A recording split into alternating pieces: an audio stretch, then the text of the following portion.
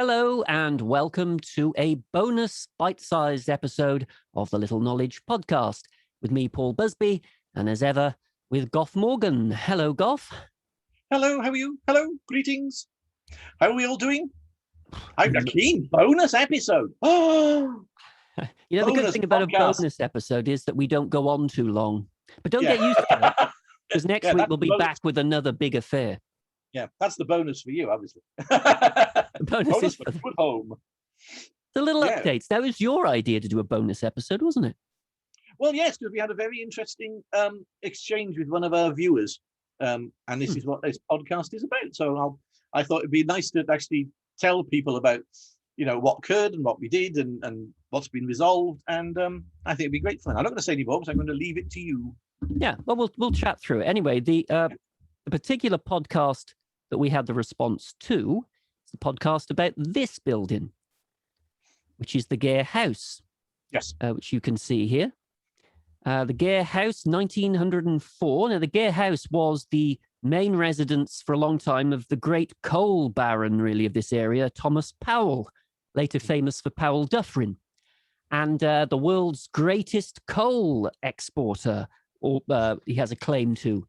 Now we did this podcast, Goff. This was the one, wasn't it, with the brothers Laverna burglary that you talked about? Yeah, the wasn't brothers Laverna, yeah, and a wonderful, incidents of people disguising themselves as somebody's wife, and tracking and pinning them down in fields and policemen stakeouts. It was a wonderful little story, the brothers Laverna. And you can find that, by the way. It's on our channel, but I'll put a direct link in the description to this video. So if you want to have the full story of the Gare House, just click the link below. And the person who did watch the full story of the Gare House was a lady called Judith, or Jude, and she just happened to have picked up years ago an album, a photo album, and little bits and pieces, and it was clearly a photo album from the Gare House in Newport. The Gare House, by the way, doesn't exist anymore. It became Gwent College years later and was knocked down in the late 60s, and it's where Lansdowne Road now is, if you know the Gare area of Newport. But so Jude bought this thing, and when she saw our video, our podcast, she got in touch very kindly and showed us images of this album that she had just picked up, which is fantastic to get feedback like that. Yeah, it's marvelous. So she had, let me show you a little bit of this album that we were lucky enough to have a look at. Here is another image of the Gare, and you can see it's part of an album. So it's the Gare. What is lovely about this photo is, you see, if you go back, the previous photo, it's almost from the same angle, but the people aren't at the front porch. And not just that, you can see this is probably 10 years later, because look where the ivy is there under the window. Oh, yes, of course. And there, 10 years before. So it's grown along there. They seem to have got rid of the light. Yeah. Unless it's hiding behind that bush. Yeah. Well, I reckon this is about 1914, because the other photos are 1914. So that means the Phillips family were in charge of the house at this time.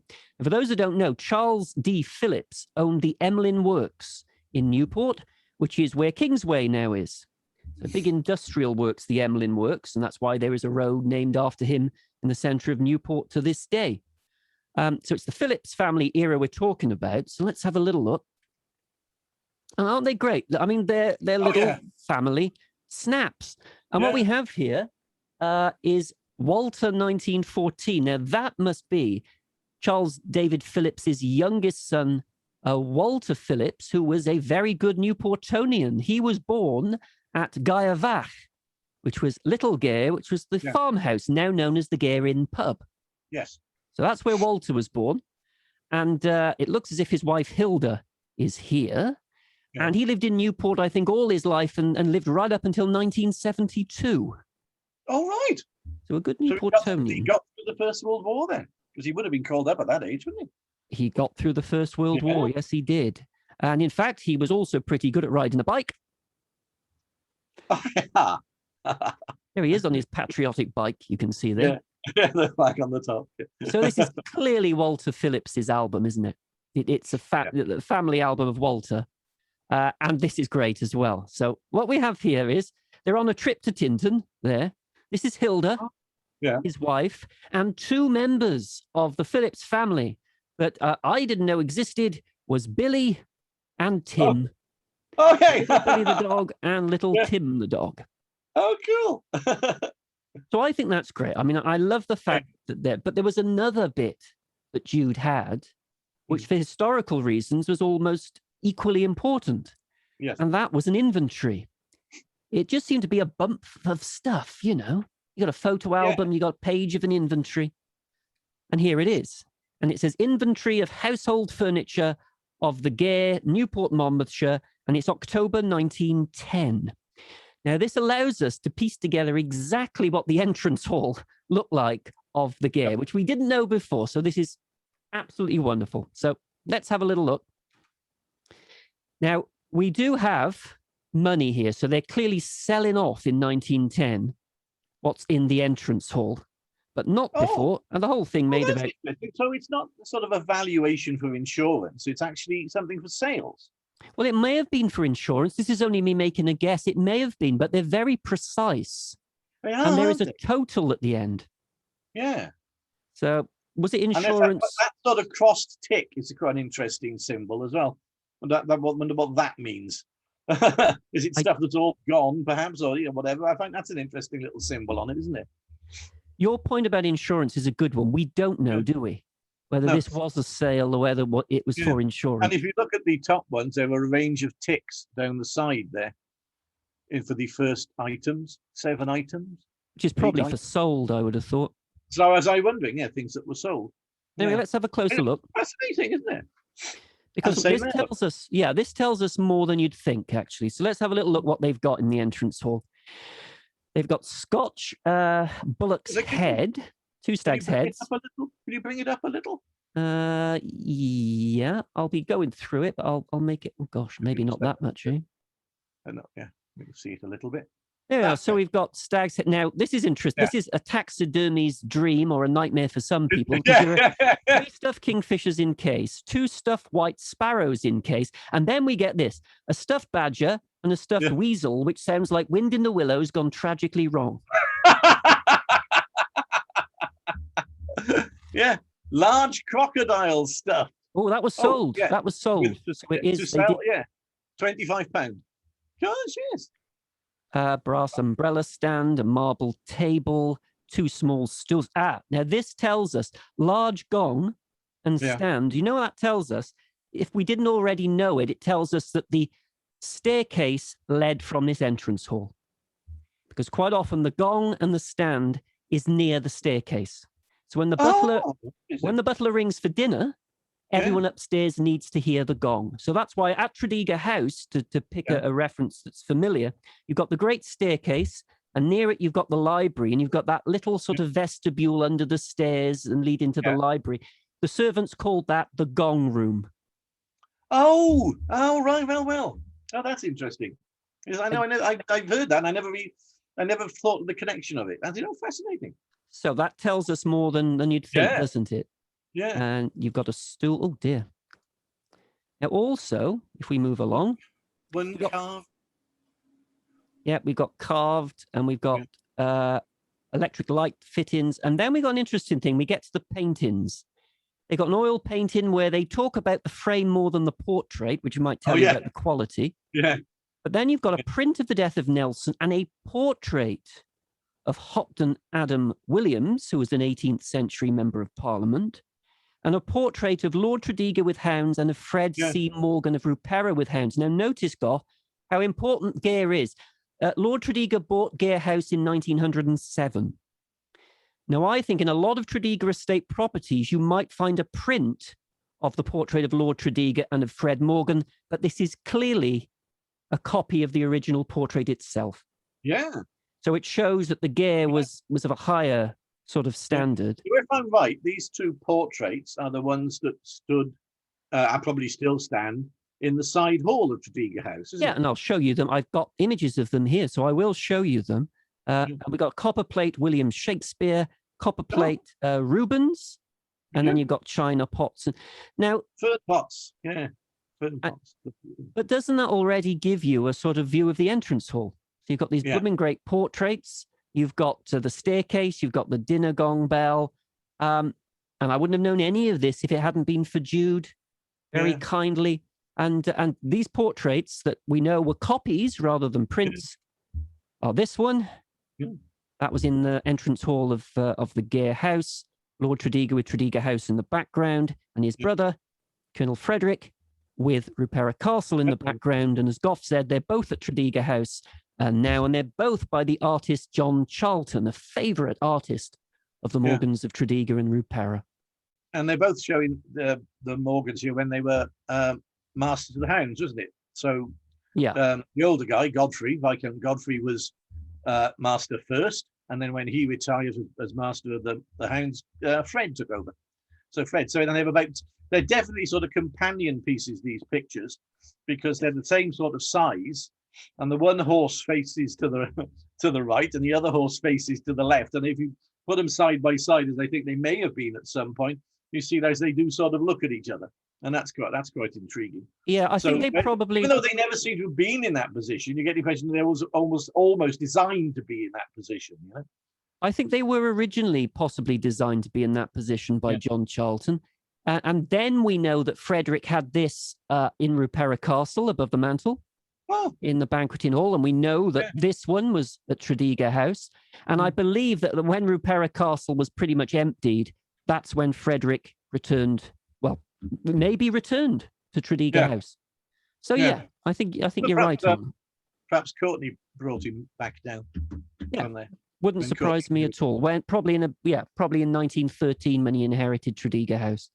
Just a guess, but it makes sense. Now, what happens with this? Which I mean, it's a great collection. So what Jude decided to do, she had this. She saw the podcast, and she thought, well, wouldn't it be great if somehow we could get this album back into the hands of the Phillips family? Now, it just so happens, out of pure luck, nothing to do with research or anything like that. A few years ago, I was in Tredegar House in the side hall one day, covering a lunch break, I think. And two ladies came up, and they were of the Phillips family. And their questions were completely different. They said, well, there was a farm in Marshfield that one of our great-grandfather owned at one point. And do you know anything about the Gare House? And of course, at that time, I didn't know as much as I know now.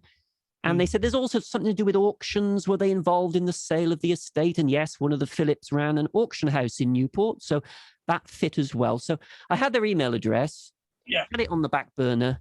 And of course, when Jude sent this information, we managed to put them both together. And so now that album has returned to the Phillips family, which is really nice, isn't it? It is really nice, isn't it? It's lovely that you managed to get the people together on this one. I think that's really nice. But the nice thing really is Jude deciding to just give it away. Give it away to the rightful owner, which is great. So so that's great. And that's a wonderful little thing. Yeah. I think it's smashing. Now we also, if you just read that inventory, you get the total picture of what that entrance hall was, without being there. And it says again, like, it doesn't just say what's in it; it says what the aspirations of the people in it as well want to show. They want the things they put on the walls there. I mean, I noticed that one part of the listing there were 2 carved chairs and a settee. So we know that when you've got the carved chairs, that's where the lower orders sit if they're waiting to see the owner of the house. And if you've got the soft chairs, that's where the better class people sit, waiting for the master of the house. The entrance halls were waiting rooms, essentially, before you went into any appointments or whatever. And because of the social divisions, who got the hard seat, lower down the pecking order, the harder your seat. And of course, also we know now, of course, that it is because of the status of Gare House that they have portraits of Lord Tredegar rather than prints, which I'm sure that means, an artist has painted a copy of the paintings currently at Tredegar House. Yeah. So, and also by the fact that they've chosen those pictures, they're making that association with that family. And two of them as well, both of them, the Godfrey, who was heir to the estate, and I know Godfrey, who was owner at one point, and Fred, who was heir to the estate. So even though it's beyond that, towards the end of Godfrey's life anyway, that's really intriguing that they're making that definite connection with the largest landowners and most influential landowners in the area.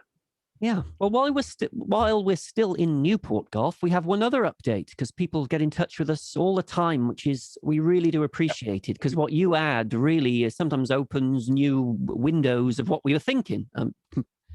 So please carry on getting in touch if you have anything to add to the conversation here. But we do have an update on this property, Goth. If I quickly share it.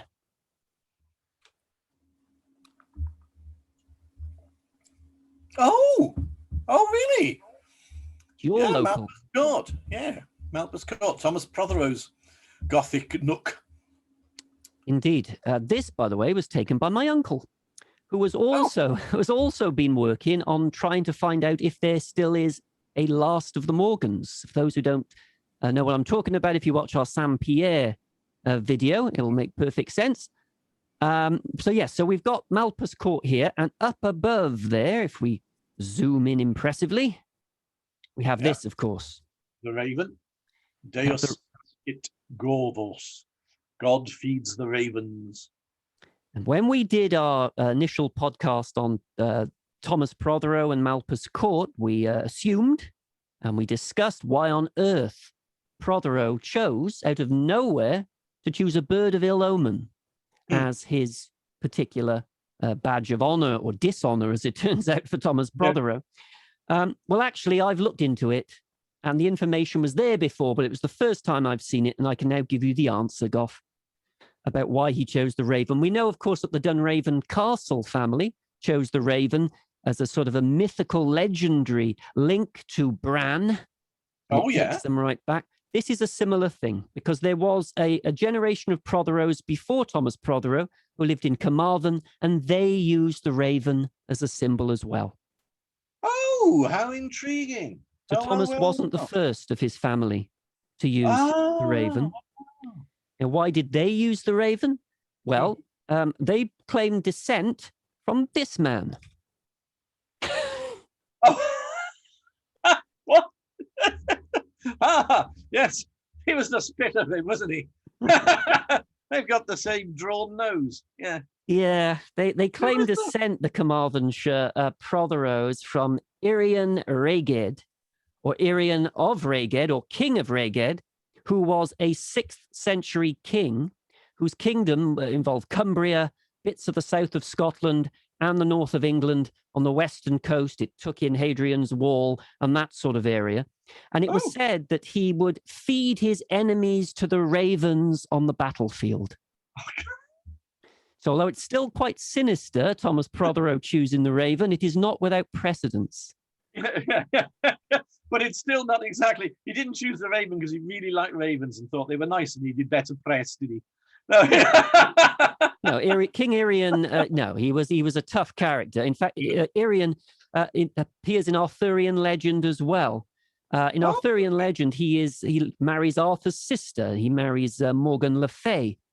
So it's an Arthurian legend, but a real historic character, Irian Rhaeged, and you can see where the raven comes from. So we've solved that little mystery at least. So it's interesting. Morgan Le Fay, who's one of the sort of more sinister, characters in the background, of which who betrays Arthur and this, that, and the other. Yeah. Basically married a man who kept ravens and fed his dead enemies to them. Yeah. And it's in fact, in really one version, story, is it? In one version, Morgan Le Fay also attempts to kill Irian, the husband. So, yes, he was certainly an empowered woman, is the best way to describe her. And this is that's fascinating, isn't it? I mean, again, you may be making this connection, but still the stories are still pretty grim. Yeah, there's still no happy reason why Thomas Prothero chose the raven, but it's still fitting. Yeah. Oh, absolutely fitting, yeah. We get the idea that he seems to be sending from a man that fed his enemies to the ravens. To the ravens, yeah. The sort of thing that you get the feeling Thomas Prothero would have liked to have done to John Frost. Frost, yeah, quite, yeah. Get him into segments and feed him to the birds, yeah. Anyway, the supposed coat of arms, I say supposed because we're talking about a 6th century king that then appears in Arthurian legends. I guess this has been given to him way after the fact, but it is said that his coat of arms was this. Oh, right. Oh, well, that's interesting. That's virtually what's on the front of Malpas Court. It's what they're harking back to, isn't the it? raven above it. You've got the 3 ravens on that with that chevron device, and the ravens are above it. Yeah, well. Now, we've also been contacted by a Forest of Dean historian called Stephen Carter, who has also made a little connection with Thomas Prothero, because he's been working on the coal owners of the Forest of Dean, his Protheros with an E. There was Edward Prothero with an E and Sir Henry Prothero, who for a while lived at Llantarnam Abbey on our side of the bridge. But Stephen has made a fascinating little connection, which he's getting closer to proving as absolute fact. Because he believes that Sir Henry Prothero it ultimately failed, but he created a coal monopoly for the forest coal, a coal cartel. Oh, gosh. Which may well have been the prototype for the later coal monopoly in Newport, run by Prothero, Thomas Powell of the Gare, and Joseph Latch. Oh, gosh. Fascinating. So what is the connection between the Protheros without an E and the Protheros with an E? Yeah. We haven't absolutely, but if they were working together, then that would mean that if they had worked together at the same time, and not just in one cartel inspired another one, then they would have had a cartel which ran from Newport all the way through to the Forest of Dean coal reserves. Which suggests that Prothero and Powell were even more ambitious, perhaps, than we initially thought, and they were pretty ambitious. Yeah. Well, that's amazing. I think that's well. So thank you to Stephen Carter for that. And again, if you, who knows? I mean, if that's confirmed, a link between the two, that's a Prothero empire, a Prothero clan empire stretching into the west of England. Yeah. Brilliant.